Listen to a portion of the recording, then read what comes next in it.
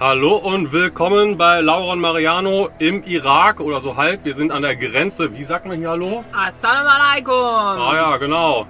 Hier wird nämlich Arabisch gesprochen. Wir haben die Grenze fast komplett hinter uns. Das Einzige, was noch fehlt, ist das Customs Office. Da stehen wir jetzt in einer langen Schlange mit LKW. Und dann kann unser kurzer, zackiger Transit durch das Land weitergehen. Denn heute wollen wir eigentlich noch Kuwait erreichen. Oh je, 2 Grenzen an einem Tag. Ja, rechts, ne? Ja, das passt mir einfach. Das Auschecken aus dem Iran war super einfach und flott. Als erstes ging es darum, das Auto quasi aus dem Land offiziell auszuchecken. Das heißt, mit dem Kanä wurde alles geregelt. Dann mussten wir ein Stück laufen zu der Halle, wo es dann darum geht, dass unsere Pässe einmal kontrolliert werden. Und wir haben die Auscheckstempel auf unsere Visa bekommen. Und weil wir halt mit dem Auto unterwegs sind, konnten wir dann nicht einfach weiterlaufen und quasi zur irakischen Grenze, sondern mussten ein Stück zurücklaufen, das Auto holen und konnten dann Richtung irakische Grenze fahren. Für die irakische Seite haben wir uns schon ein bisschen vorbereitet, weil wir ganz viel vorher gehört haben, dass das Ganze ein bisschen chaotischer sein sollte. An sich war es natürlich wie jeder andere Grenzübergang auch. Man muss die gleichen Schritte durchlaufen, aber alles ist viel weiter auseinander und nicht so klar beschriftet. Also man verbringt irgendwie viel Zeit damit, den richtigen Container zu suchen, wo jetzt das mit dem Kanä geregelt wird. Kriegt 1000 Zettel, die man irgendwo dann an irgendeiner Stelle wieder abgeben muss, um bei einer Schranke durchgelassen zu werden. Also man merkt einfach im Irak, da ist das alles, ne, Krieg, Vergangenheit und so, nicht so super gut strukturiert und ja, dementsprechend chaotisch, und dementsprechend hat es auch irgendwie 5,5 Stunden gedauert. Dann zahlt man für alles immer noch manchmal ein bisschen mehr, als irgendwo auf den offiziellen Schildern steht, und man denkt sich so, wer steckt sich das jetzt in die Tasche? Aber da mussten wir dann durch und alles in allem war es dann auch voll okay und wir sind dann in den Irak eingereist. Wer von euch selber plant, mal über diese Grenze in den Irak einzureisen, der Person können wir empfehlen, alles bei iOverlander genau nachzulesen. Das haben wir auch gemacht, dann haben wir uns so ein paar Notizen gemacht und ihr seht sofort, wenn sich da was ändert, weil das halt immer mal ein bisschen anders ist zwischendurch. Und wir haben sogar, was richtig lustig war, Leute getroffen, die das ganze Jahr auf der arabischen Halbinsel waren, die wir letztes Jahr schon mal im Iran getroffen haben, die jetzt auf dem Rückweg waren. Hallo.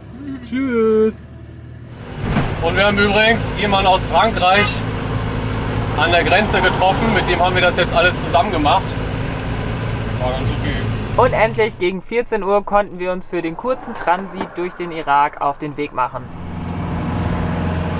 Ja, also, das ist der Irak. Wir fahren aber nur durch so ein ganz kleines Stück, um nach Kuwait zu kommen. Also, vielleicht verlassen wir das Land heute direkt wieder und es sind nur 70 Kilometer. Vielleicht werden wir dann nochmal im Frühjahr dann auf dem Rückweg hier länger durchfahren, aber wissen wir noch nicht. Aber jetzt erstmal nur weiter.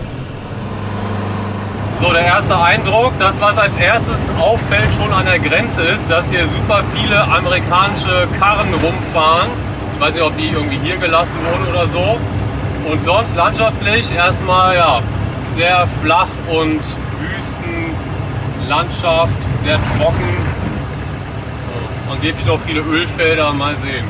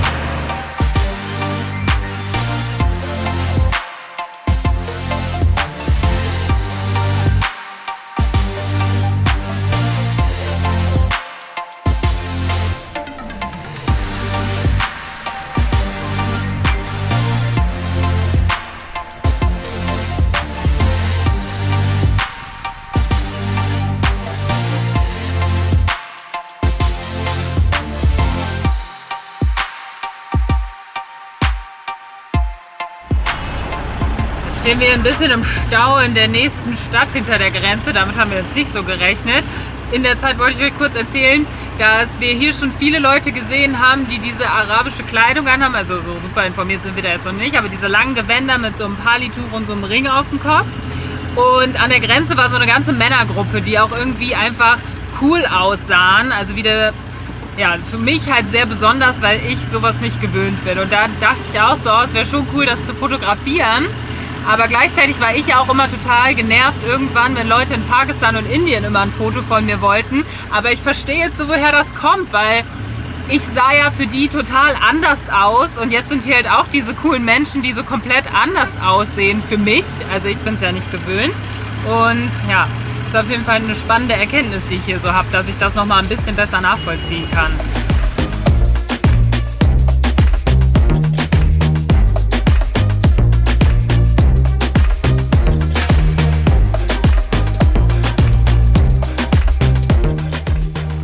Mit dem chaotischen Verkehr haben wir jetzt hinter uns gelassen. Jetzt sind es noch 30 Kilometer bis zur Grenze.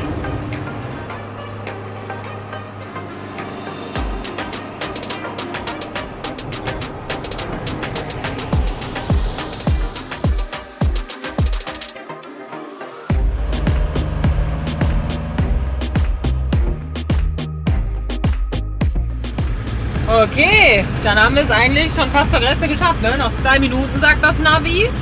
Das war ein schneller Transit. Bis auf den Stau auch echt problemlos. Also hier ist echt sehr viel mehr Verkehr als im Iran da im Süden.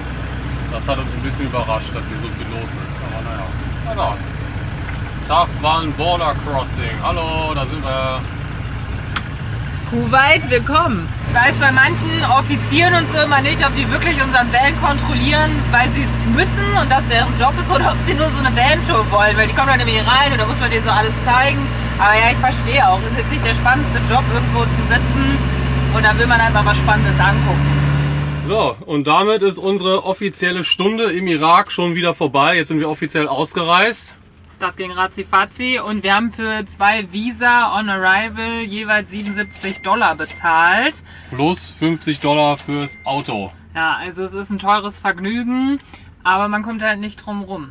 Fähre und so wäre viel, viel teurer gewesen. Jetzt ist es so, wir haben aber ja auch vor, nochmal wiederzukommen, dann zahlen wir es halt nochmal, aber dann würde es sich ja lohnen. Also an sich haben wir ja 60 Tage jetzt im Land.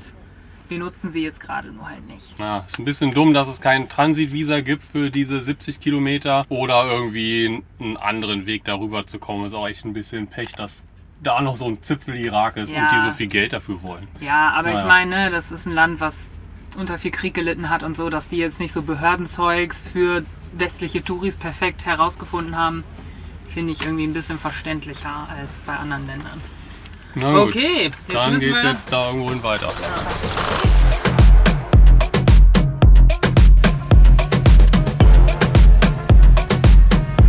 Okay, jetzt sind wir raus aus dem Irak. War noch ein bisschen nervig, weil da musste man auch nochmal irgendeine Gebühr bezahlen und dann hatten die kein Wechselgeld für Dollar und wir haben natürlich in den 1 Stunden im Irak kein irakisches Geld gehabt. Aber jetzt sind wir auf dem Weg hier zur Kuwait-Grenze und checken dann schnell in Kuwait ein. Da haben wir so ein Online-Visa. Also sollte alles ein bisschen schneller gehen. Mal sehen.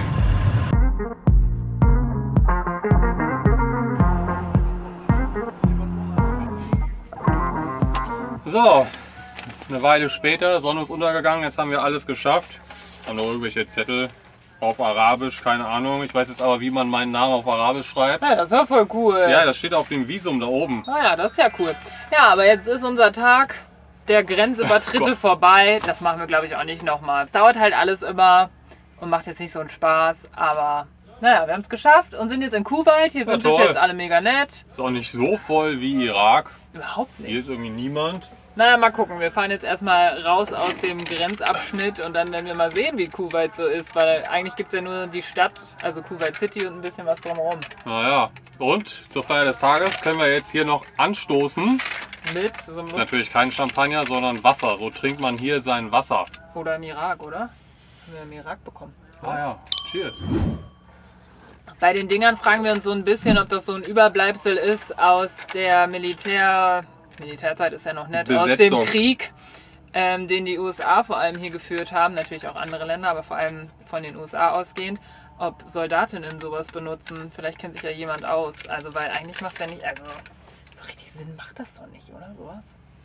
Ich meine für den alltäglichen Gebrauch.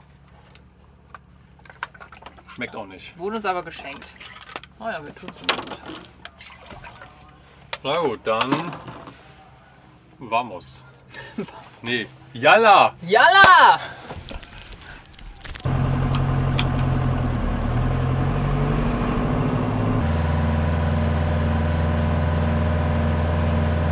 Ja, krass. Krass, Leute, jetzt sind wir in Kuwait. Ich hätte niemals gedacht, dass wir mit diesem Auto nach Kuwait fahren. Also... Wo ist überhaupt Kuwait? Ja, es ist echt so krass, wie sich unsere Reise so entwickelt hat. Weil für alle, die es nicht wissen, wir haben diesen Van gekauft mit der Intention, Europa kennenzulernen. Und jetzt fahren wir halt echt an Orte, die wir nur aus dem Internet von Dokus und so weiter kennen und werden uns ein bisschen ein eigenes, individuelles Bild davon machen. Aber es ist schon sehr aufregend. Ja, und wo übernachten wir jetzt?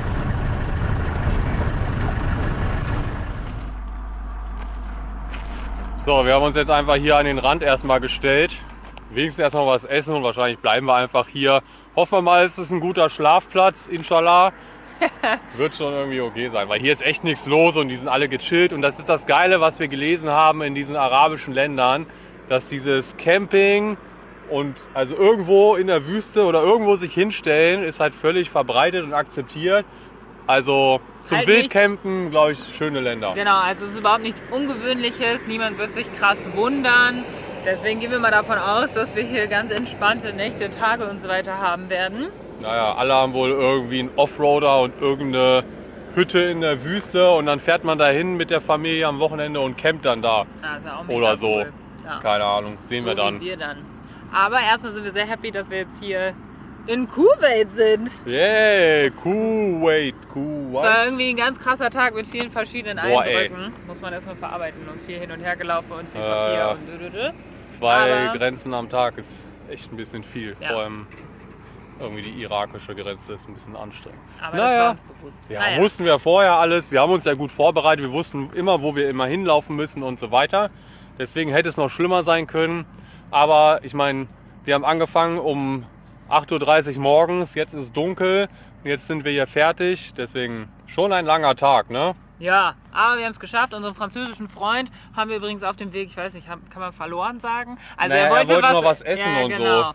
Aber mal sehen, ob wir ihn noch mal wieder Der sieht uns treffen. bestimmt dann, wenn der nachher hier vorbeifährt. Ja, mal gucken. Wir werden sehen. Ja. Na gut. Bonne nuit. Bonne nuit. Und noch eine positive Überraschung, es ist gar nicht so heiß jetzt hier, also tagsüber schon, aber es scheint sich jetzt abends ganz gut abzukühlen. Das ist doch gut. So, jetzt wird gekocht. In Kuwait. Abgefahren. Kochen in Kuwait, Mensch. Dass ich das mal mache, ey. Und noch ein Nachtrag zu dem ganzen Grenzübertreten. Es wollte übrigens niemand meinen Führerschein sehen. Und wir sind ja aus dem Iran ausgereist, Irak rein, Irak raus, Kuwait rein. Keiner wollte den Führerschein sehen. Also auch alle Leute, die sich Gedanken machen, ob man für so eine Reise einen einen internationalen Führerschein beantragen muss. Aus unserer Erfahrung her nicht. Nee, niemand will den sehen. Ja, und den einen Tag hat die Polizei uns noch mal kontrolliert und Mariano hat einfach ein altes Foto von seinem Führerschein gezeigt. Ja. Das war dann auch okay. Man muss auch ehrlich sagen, ganz oft können die das dann, wenn es so Kontrollen sind, vielleicht auch nicht lesen und so. Aber ja, wir sind so weit gekommen, trotz gestohlenem Führerschein.